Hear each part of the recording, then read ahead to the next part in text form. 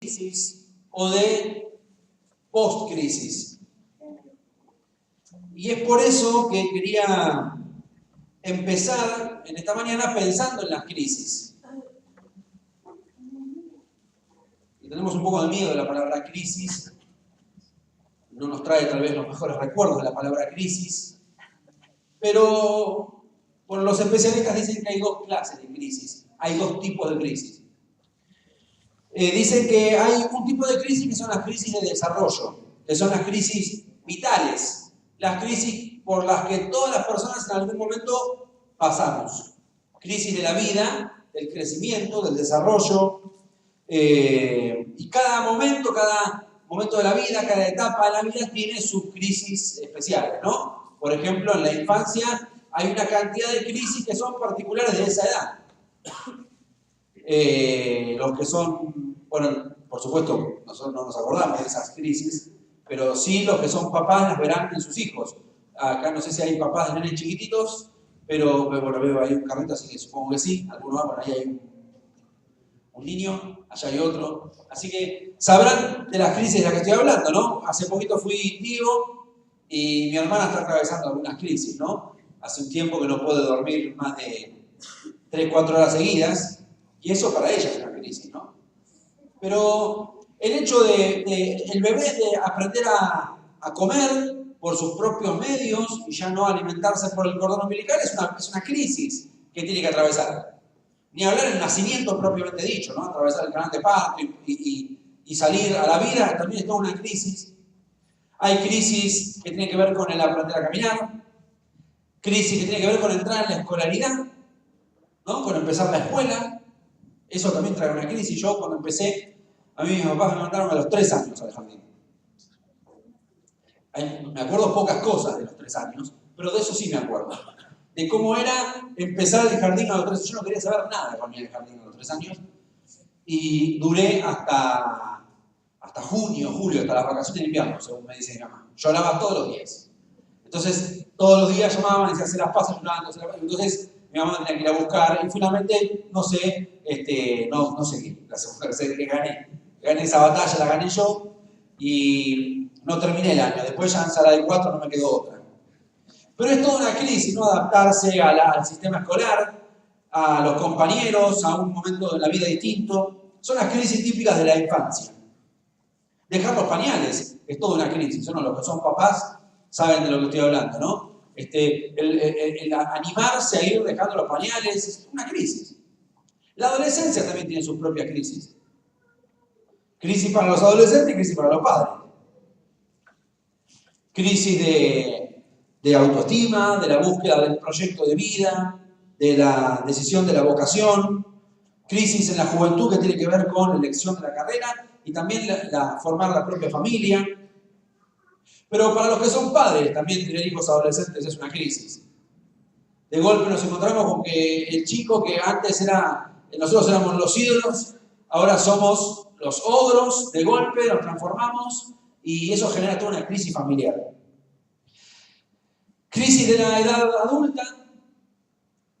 Algunos hablan de la crisis de los 40, de la crisis de los 50, siempre como van apareciendo siempre una crisis nueva. Algunos hablan de la crisis de los 30, como que todas las edades parece que tienen una crisis propia, ¿no? La crisis de la edad madura es esa crisis que tiene que ver con ese adulto, ese hombre, esa mujer que llegan a la mitad de la vida, empiezan a mirar para atrás y se dan cuenta de las cosas que no pudieron lograr, entonces como que quieren recuperar el tiempo perdido. Entonces tenemos ese de 40, 50 que dice yo quiero ser adolescente. Entonces se empieza a vestir como un adolescente, habla como un adolescente y no queda, porque ya todos sabemos que tiene 40, 50, ya está. Es la típica crisis de la edad adulta. Crisis en la tercera edad, ¿sí? La crisis del nido vacío, cuando ya tenemos una familia conocida, ¿no? Que tienen una casa grande, tenían 3 hijos y de golpe 2 hijos se casaron, otro hijo se está por casar y de golpe esa casa le quedó para ese matrimonio solo, una casa grande. Y encima reencontrarte con tu esposo o con tu esposa, que no estás con ella viviendo solo desde hace 20 y pico de años. Y algunos dicen, casi me encontré con un desconocido. Es mi esposa, mi esposo, pero nos reencontramos después de muchos años. Son crisis típicas de la vida, de las distintas etapas, de distintos momentos de la vida. Las crisis de desarrollo. Pero hay otros tipos de crisis que son las crisis circunstanciales. Estas crisis son las crisis inesperadas, las crisis que no planeamos, las crisis que no sabemos que van a llegar. Son inesperadas, nos agarran, son imprevistas. Por ejemplo, una separación, ¿sí? Uno nunca se casa sabiendo que se va a separar, por supuesto. Y la separación muchas veces trae crisis, es una crisis de hecho. Crisis que vienen con las pérdidas materiales, perder cosas. Me acuerdo, por ejemplo, en la escuela donde trabajo, una familia que hace unos años se incendió su casa. Y eso fue toda una crisis, por supuesto, para la familia entera, una crisis enorme, enorme. La pérdida de las cosas materiales. Todos decimos, no, nosotros no nos dejamos llevar por las cosas materiales. Sí, pero cuando perdés todo lo material, te desestabiliza todo. La pérdida de seres queridos, pérdida de familiares.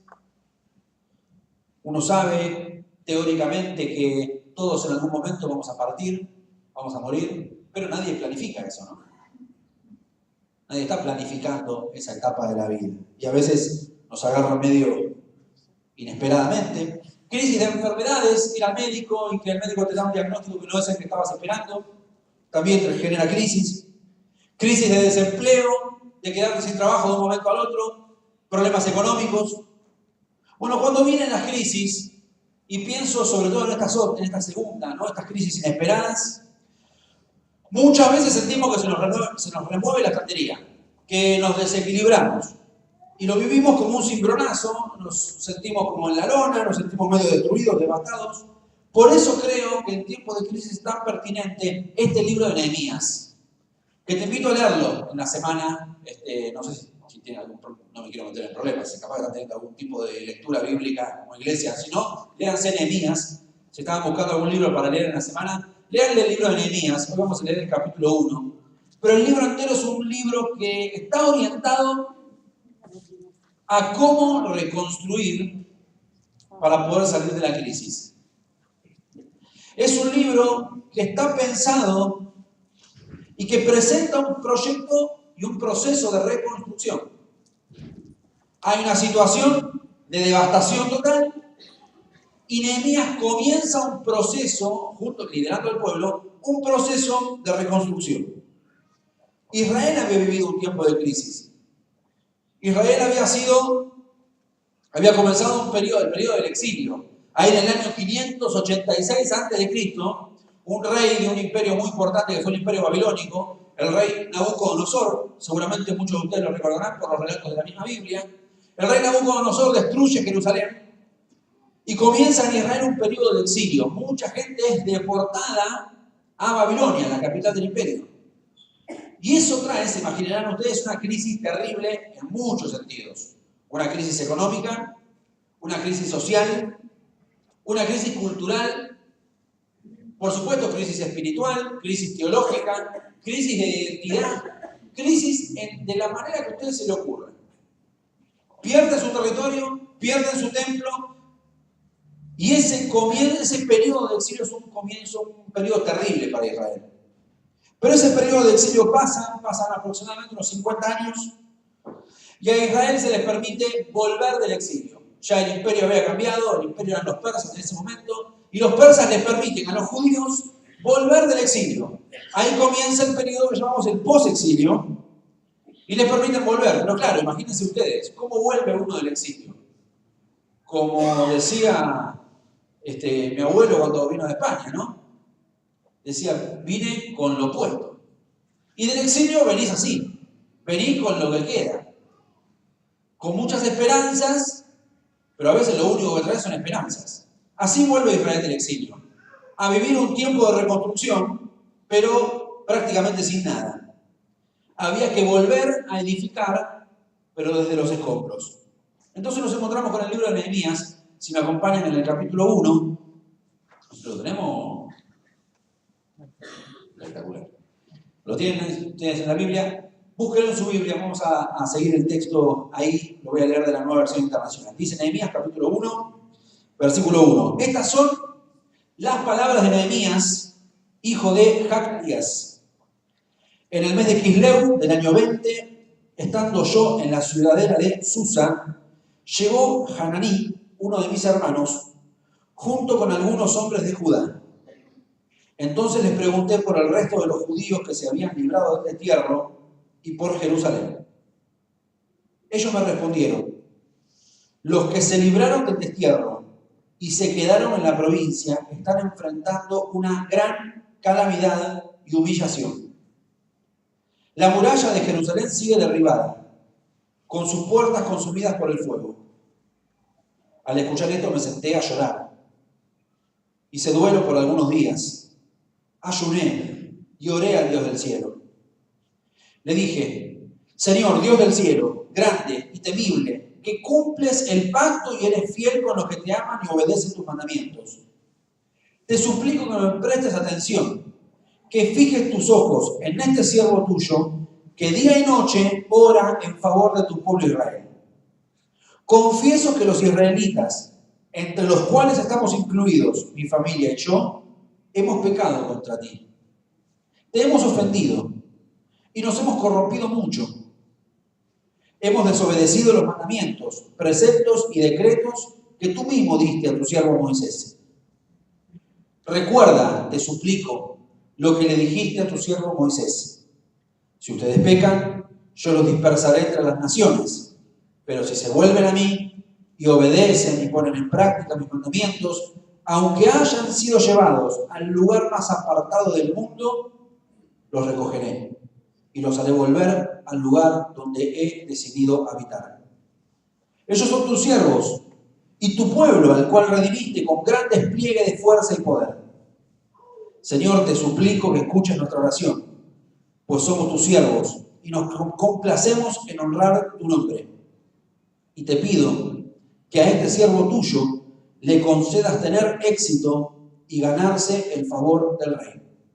En aquel tiempo yo era copero del rey. Este texto de Nehemías nos da algunas ideas sobre cómo afrontar un tiempo de duelo, un tiempo de pérdida. Vamos a mirar algunos datos que ya aparecen en los primeros versículos, los versículos 1 al 3.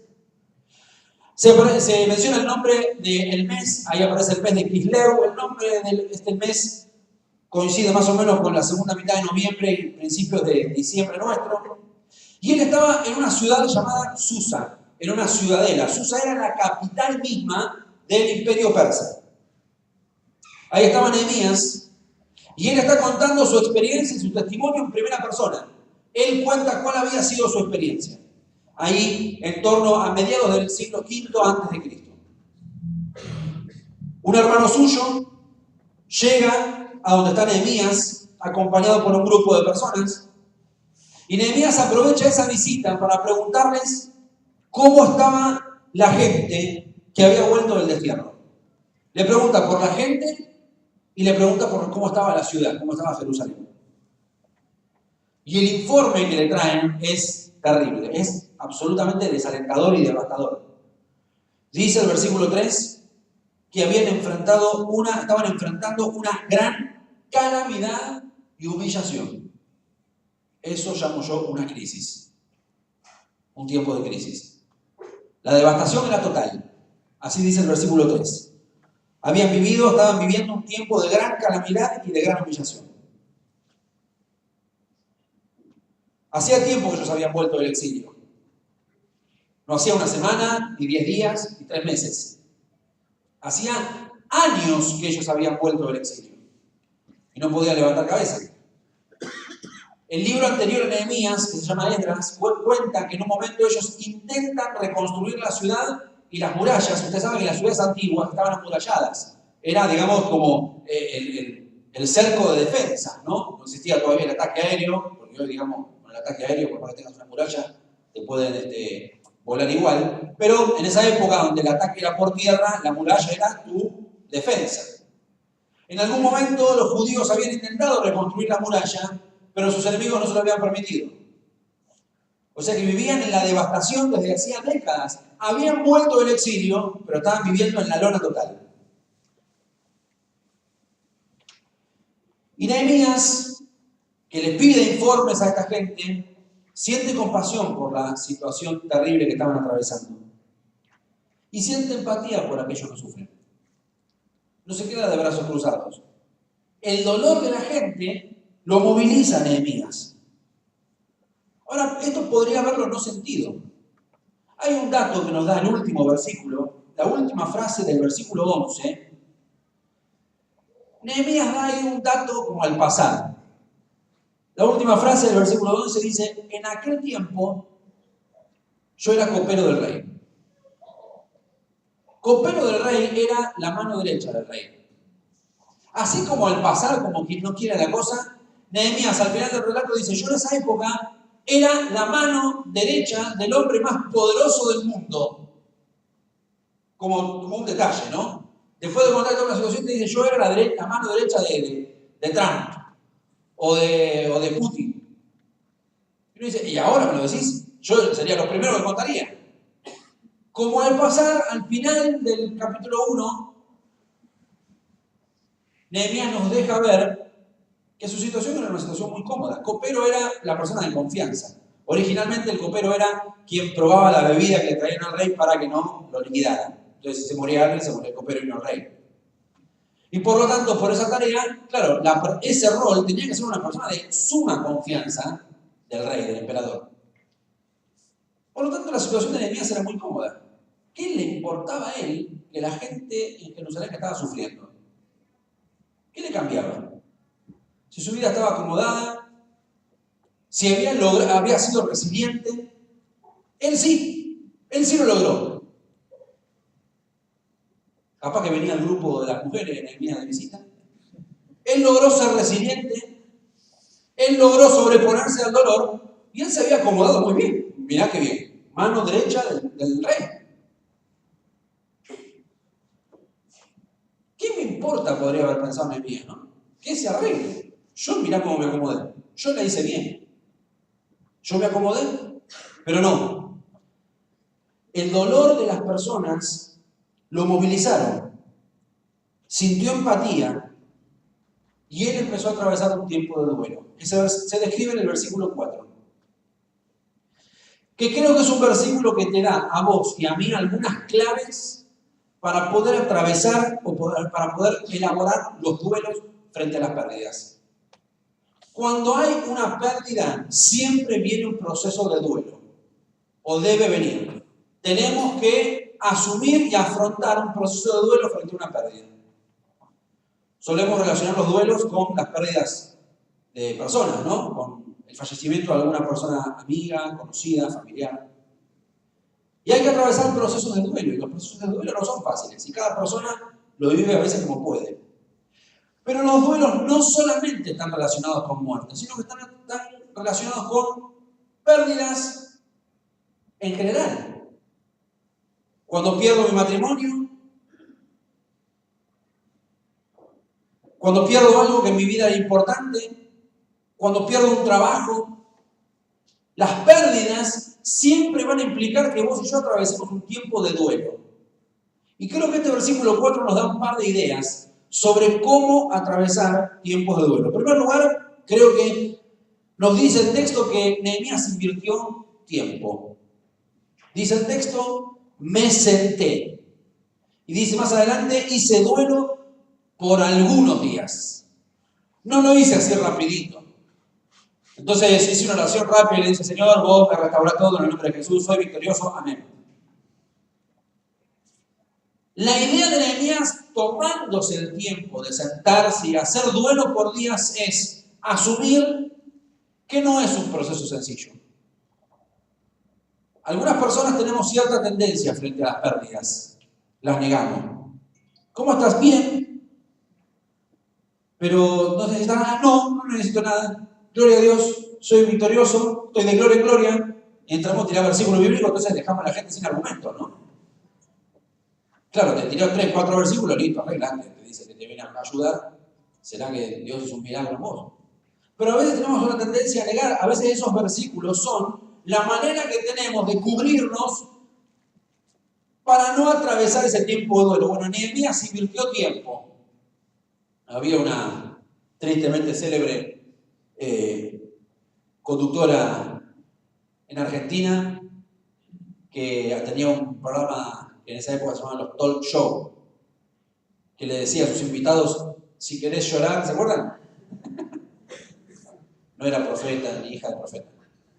Le decía a la gente, a los invitados, ¿no? Además eso en la tele garpaba. Imagínate, mucha gente llorando, la gente se quedaba del morbo, la gente hacía que la gente quisiera ver. Si querés llorar, llorar, le decía a la gente. Y la gente iba y lloraba. Nehemías asumió que necesitaba atravesar un tiempo de llanto y de duelo, y invirtió tiempo en ese duelo. En segundo lugar, lloró.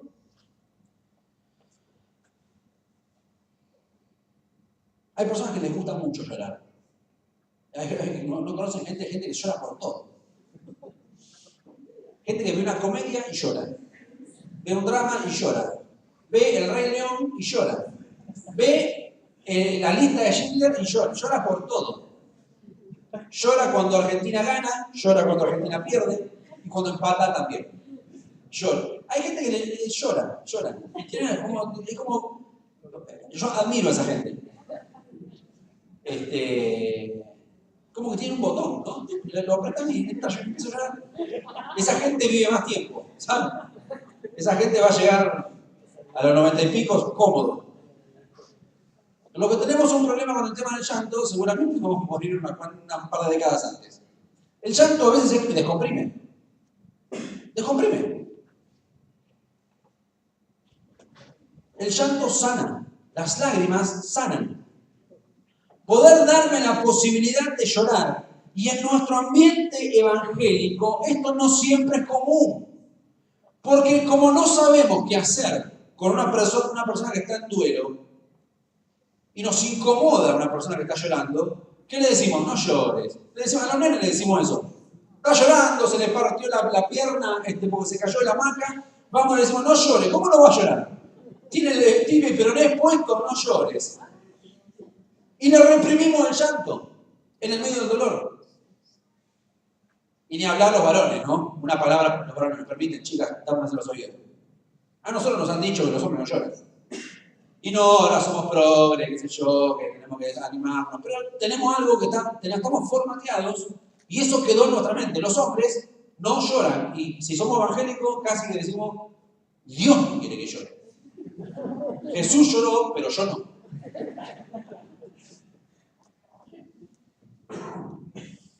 Necesitamos llorar. Y si estamos pasando por un tiempo de dolor, necesitamos llorar. No hay atajos. Y le decimos a la gente, no llores, en el Señor vas a tener consuelo. Por supuesto que voy a tener consuelo en el Señor, pero déjalo llorar. Inventamos frases, ¿no? Sonríe, Dios te ama. Bueno, está bien, sí, Dios me ama, pero a veces no quiero sonreír, no puedo sonreír. Si estoy pasando por un tiempo de dolor, estoy sonriendo,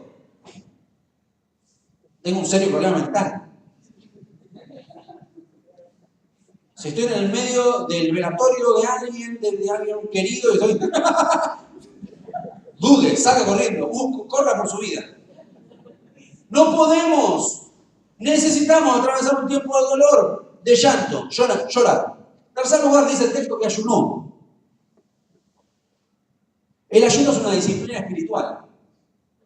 La Biblia entera, el Antiguo y el Nuevo Testamento, hablan del ayuno como una disciplina que servía y que sirve para poder enfocarnos en Dios. Muchas veces está vinculado el ayuno con la oración en la Biblia. El ayuno, es decir, el dejar de hacer algo para hacer otra cosa, que es buscar a Dios en oración. En la antigüedad, el único tiempo de recreación que había era el tiempo donde paraban y comían. Entonces el ayuno de comida era totalmente necesario. Claro, ese tiempo lo dedicamos a la oración.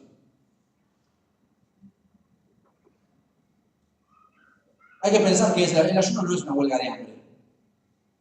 ¿No? Tipo, yo ahora voy a ayunar, ahora Dios me va a escuchar. Porque vengo orando hace mucho y no, Dios no me escucha. Ahora voy a ayunar y lo voy a sonar. No le va a quedar otra que hacerme caso en lo que le estoy pidiendo y hacemos el ayuno como si fuera una huelga de hambre. ¿No ves, Señor, que estoy ayunando? A ver cuándo me vas a dar lo que pide. Eso no es el ayuno. Si usted ayuna de esa manera, el ayuno es poder enfocarse realmente en Dios, en buscar más de Dios.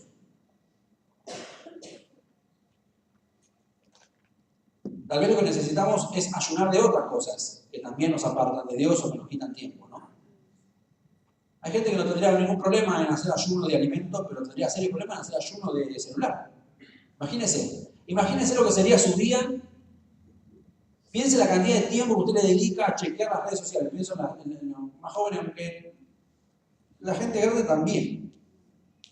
Mis viejos tienen ahora, tienen hace un tiempito celular, tienen la compu, ahora se pusieron Netflix, están como locos. Imagínense hacer ayuno de tecnología, de redes sociales, para poder buscar a Dios. Y orar. Ayuné y oré. El texto hebreo que se traduce acá dice ayunando y orando. Da la idea de una expresión que se repetía en el tiempo. ¿Cómo solés reaccionar vos frente a las malas noticias?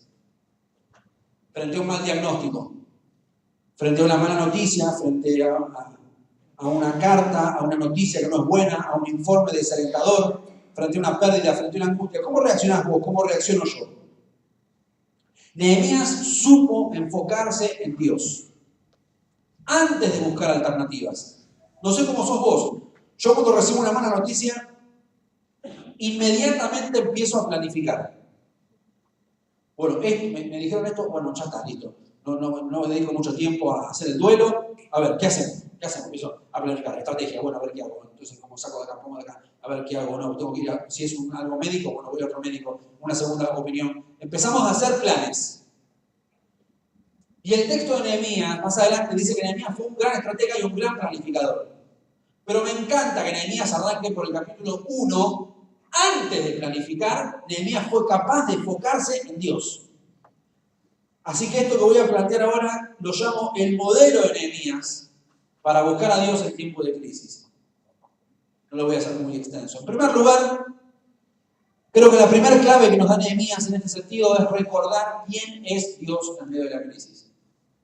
Vos y yo necesitamos recordar quién es Dios. Así lo plantean los versículos 5 y 6. Lo que vamos a mirar es lo que Nehemías ora a Dios. ¿Cuáles son las palabras que Nehemías le dice a Dios en oración? Y lo primero que hace Nehemías es recordar quién es Dios. Señor Dios del cielo, grande y temible. Eso Nehemías no lo hace por Dios, lo hace por él. Cuando nosotros empezamos a orar y decimos, Señor, te alabamos porque sos un Dios grande, poderoso. Dios no es que anda flojo de autoestima y necesita que nosotros le digamos, vamos Dios, vamos, vos sos poderoso, sos grande, sos bueno. Como que bueno, Dios llegó el domingo, entonces necesita nuestra alabanza, el hermano viene, los músicos manejan, entonces, claro, Dios se va diciendo, ahora sí, ahora soy poderoso. No, la alabanza tiene que ver mucho más con nosotros, con recordar quién es nuestro Dios, con recordar cuán fiel es Dios. Empezamos y terminamos cantando sobre la fidelidad. Dios sabe que es fiel, Dios se acuerda que Él es fiel. Lo que le olvidamos somos nosotros. Por eso necesitamos alabar, necesitamos orar y recordar quién es Dios en tiempo de crisis. Hacedor de grandes obras, un Dios que interviene en la historia. Eres fiel con los que te aman y obedecen tus mandamientos. Un término hebreo ahí hermoso que habla de la misericordia de Dios, de su fidelidad. Esa es la base del pedido de Nehemías. Yo oro a vos porque recuerdo que vos sos un Dios fiel. ¿Cómo no voy a acudir a vos? En medio de la crisis, recordar quién es Dios pone en perspectiva el resto de las cosas. Cuando en medio de la dificultad yo logro recordar quién es Dios, el resto de las cosas se acomodan detrás de eso. Porque Él sigue siendo Dios. Y el resto de las cosas se acomodan detrás de esa realidad, de esa afirmación. Segundo lugar, los versículos 6 y 7 nos dan otro principio, que es la confesión de pecado. Necesitamos confesar nuestro pecado. Esos son los versículos 6 y 7. Reconocer las fallas propias, individuales y comunitarias. Las fallas que tenemos como individuos, como comunidad, como familia, como iglesia. Tenemos que reconocer, y de hecho eso hizo Nehemías, que muchas de las cosas que nos ocurren son consecuencias de nuestros pecados y de nuestros errores. Esa fue la lectura que Nehemías hizo de la crisis que estaba viviendo. Ellos entendían que el pueblo de Israel se había apartado de Dios, que eso había sido pecado y que por eso estaban viviendo las cosas que estaban viviendo. Tenemos que reconocer que algunas de las cosas que pasan en nuestra vida son consecuencias de nuestro pecado. Son consecuencias de nuestro habernos alejado de Dios. Son consecuencias de no haberlo tenido a Dios en primer lugar. Si ese es tu caso, una muestra de humildad y de espiritualidad es reconocer nuestro pecado y confesárselo a Dios. Muchos de nuestros fracasos como familias tienen que ver con eso. Muchos de nuestros fracasos como matrimonios tienen que ver con eso. Buscábamos a Dios cuando éramos novios, cuando queríamos saber su voluntad, nos casamos y no buscamos más a Dios juntos. Venimos a la iglesia, oramos por todos, oramos, ministramos, oramos a la gente, hermoso, pero cuando nos vamos a casar, no oramos. Mi esposa no ora por mí, yo no oro por ella. Vivimos como una especie de fantasía evangélica. Y después tenemos grandes crisis matrimoniales, familiares. Oramos por los chicos y los jóvenes y los adolescentes de nuestra iglesia. Y te pregunto, si tenés hijos, adolescentes y jóvenes, ¿orás por ellos? ¿Con ellos?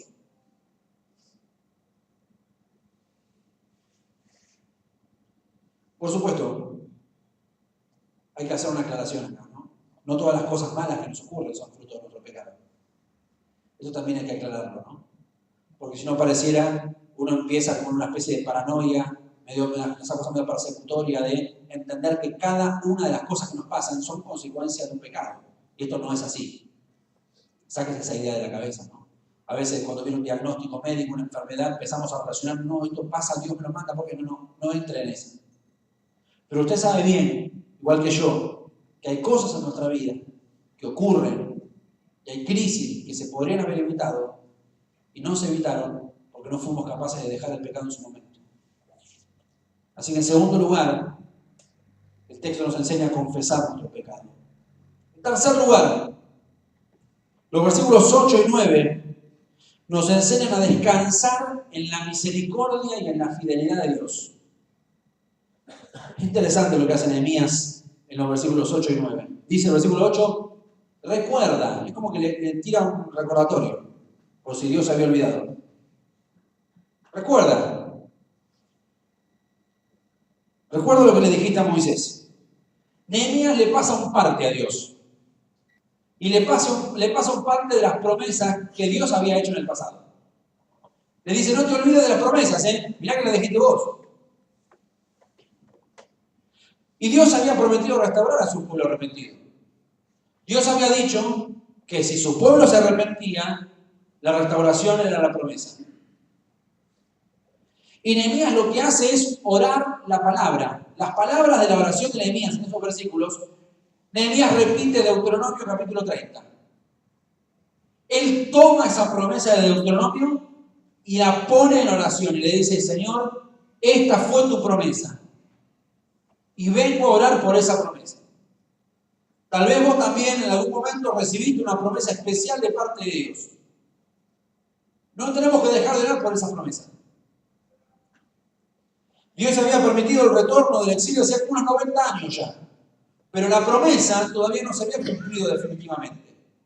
Porque habían vuelto hacía 90 años, pero seguían en la lona. Y Nehemías ora por eso. Y Nehemías alude en el versículo 10 a las grandes obras que Dios había hecho en el pasado. Nehemías recuerda cuán fiel y cuán misericordioso había sido Dios. Orar activa nuestra fe. Cuando vos y yo en medio de la crisis empezamos a orar, empezamos a poner en juego nuestra fe y en juego nuestra memoria. Tenemos que reconocer que tenemos mala memoria. Que cuando miramos nuestro pasado reconocemos vos y yo la fidelidad de Dios. ¿O no? ¿O no podríamos en esta mañana dar testimonio de cuán fiel y misericordioso fue Dios con nosotros en el pasado? ¿No podrías contar algo de eso vos? Pensalo por un momento. ¿No podrías contar tu testimonio acá de cuán fiel y misericordioso fue Dios con tu vida en el pasado? Todos nosotros tendríamos un testimonio para contar de eso. Pero tenemos mala memoria. Y cuando vienen las crisis, colapsamos y nos olvidamos. Orar nos sirve para activar nuestra memoria y nuestra fe. Y cuando terminamos de orar, estamos más inclinados a confiar en Dios. Porque recordamos quién fue Dios. La oración trae paz a nuestro corazón. Nos tranquiliza. La oración es el mejor ansiolítico.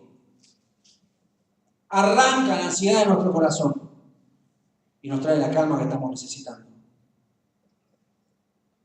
Y en último lugar, en cuarto lugar, el versículo 11 nos enseña a enfocarnos en Dios como la fuente de nuestros recursos.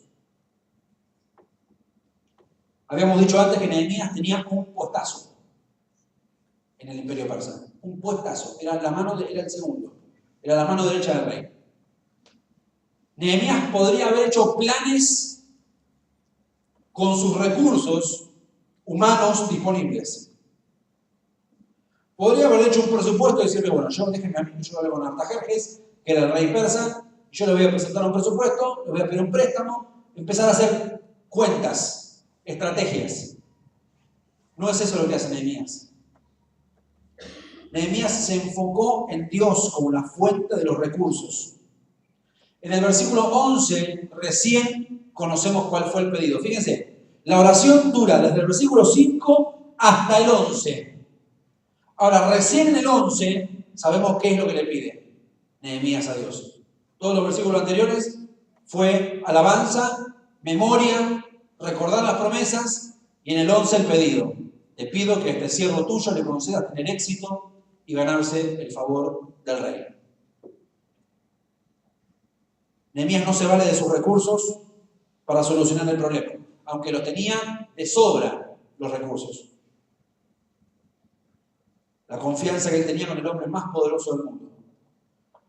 Pero cuando Nehemías comparaba al rey persa con Dios, el rey persa no era nada. El rey persa era el hombre más poderoso del mundo. Pero al lado de Dios no tiene nada que hacer. Cuando empezamos a olvidar esta perspectiva, cuando empezamos a olvidar que es Dios quien tiene el control de las cosas, y ninguna empresa, ningún jefe, ninguna situación, ningún político, ningún gobernante, Dios es quien está en control de mi vida, eso me ayuda a confiar más. Orar a Dios pone las cosas en la perspectiva correcta. Yo te quiero proponer, si es que vos estás pasando por algún tiempo de crisis, orar. ¿Qué te voy a proponer? Si orar es lo que pone las cosas en perspectiva. Pero no orar hoy. Yo te quiero proponer que vos ores esta semana. Que te hagas alguna grilla, algún fixture, ahora que tenemos los fixtures del mundial, que te hagas alguna grilla, alguna manera, y que ores. Hace unos 20 años atrás, la editorial Certeza, conocen la editorial Certeza, ¿no? De los libros evangélicos, había sacado un libro cuyo título era No tengo tiempo para orar. Fue éxito de venta. Éxito, se agotó el libro. Claro, la gente veía ese título y decía, es lo que me pasa a mí, lo quiero comprar. Entonces la gente, ¿qué hacía? Leía el libro. En vez de orar, compraba el tiempo que tenía libre, leía el libro y decía, claro, sí, no tengo tiempo. Bueno, esta semana yo te propongo que no leas un libro más que hable sobre cómo hacer oraciones efectivas. Orá. Y si tenés que ayunar, ayuná. Y si tenés que ayunar de Facebook, de Twitter, de Instagram, de celular, ayuná. Y especialmente para aquellos que están atravesando algún tipo de crisis, de pérdida, de crisis familiar, personal, ministerial, matrimonial. Especialmente para aquellos que están pasando un tiempo de crisis. La oración sigue siendo el primer recurso. No estoy diciendo nada nuevo, ¿no? ¿Te parece si oramos? Vamos a hacer un tiempo, unos minutos en silencio, vamos a orar individualmente. Yo te propongo que vos puedas responderle a Dios en oración. Tomate unos minutitos para orar con Él. y decirle a Dios, responderle a Dios, según lo que Él te haya dicho. Oramos.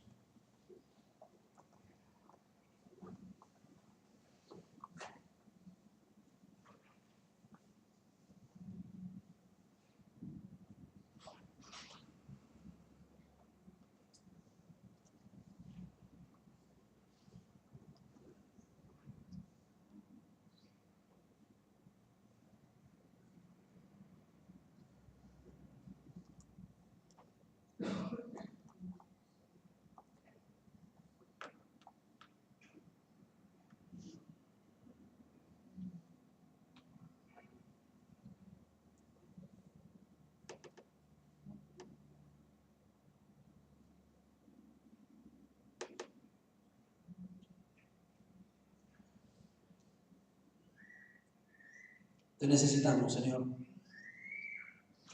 Y en medio de nuestras crisis, queremos enfocarnos en vos. Queremos dejar de hacer planes y buscarte, recordando tu fidelidad y tu misericordia con nosotros, recordando las grandes cosas que has hecho en nuestra vida, en nuestras familias, en nuestra iglesia, recordando quién fuiste en el pasado. Nos ayuda a estar más tranquilos en el presente y a estar confiados en el futuro, sabiendo que vos estás en control de todas las cosas siempre. Sos un Dios grande, temible, poderoso. Sos nuestro Padre bueno y nos amás. ¿Cómo no confiar en vos, Señor, sabiendo todo eso? ¿Cómo no descansar en vos? ¿Cómo preocuparnos? Te rogamos en el nombre de Jesús, Señor, que vos arranques de nuestra vida toda ansiedad, toda preocupación y pongas en nuestro corazón esa paz que sobrepasa todo entendimiento, sabiendo que vos estás en control de todas las cosas. Y que venga la crisis que venga, podemos seguir confiando en que vos sos Dios, Rey de Reyes, Señor de Señores, nuestro Padre, nuestro principal proveedor, el más interesado en nuestra vida. Por eso te entregamos nuestra vida, te pedimos perdón por nuestros pecados, especialmente por aquellos que reconocemos que nos han apartado de vos. Y en el nombre de Jesús te pedimos que intervengas. En el nombre de Jesús oramos. Amén.